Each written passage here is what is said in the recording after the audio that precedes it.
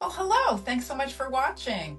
I'm here today with organizer extraordinaire Bridget Flynn. Hi, Bridget. Hi, Linda. Bridget is here to help us with all our organizing questions.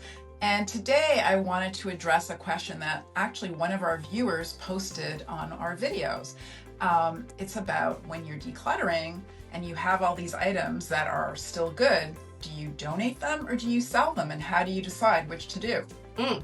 I get that question a lot. I bet. Whether I'm doing a move or I'm just doing regular decluttering. Because it's really nice. Like if you have people have items of value or that you paid a lot of money for at some point in the past, and you're like, well, I want to recoup some of that investment, or I don't want to just donate it or throw it away. Right. So they're like, how do I know if I can sell it or if I need to donate it?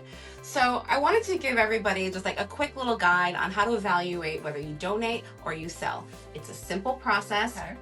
Of course it's simple, right? Always. So the first thing you're going to do is you're going to estimate the value, okay? You're going to estimate the value monetarily and then time versus money. So the first monetary value is if it's over $50, you could sell it. Okay.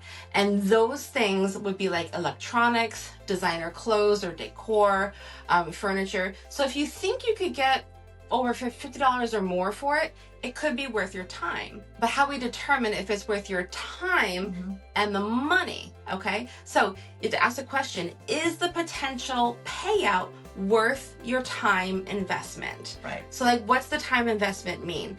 That means like you have to look to see where you can sell it. Is it through a consignment store? Are you going to sell it on like Facebook Marketplace? Are you going to try to sell it to your friends? Are you going to hold a tag sale? Like there are different channels that you would want to look into selling. So you have to determine, is the potential payout worth all that time investing? The second thing you're going to do is you're going to assess the condition. So anything that is in excellent condition or is gently used could be sold. Okay. If it's got wear or tear, donate it, let somebody else benefit from it. Okay. 3, you're going to have to evaluate the demand for this thing.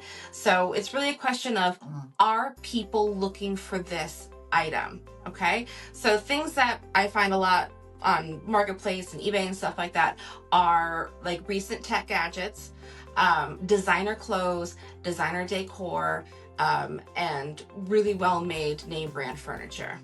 Those are things that like consignment stores and people looking for on Facebook Marketplace. Niche items can be sold through specific consignment channels.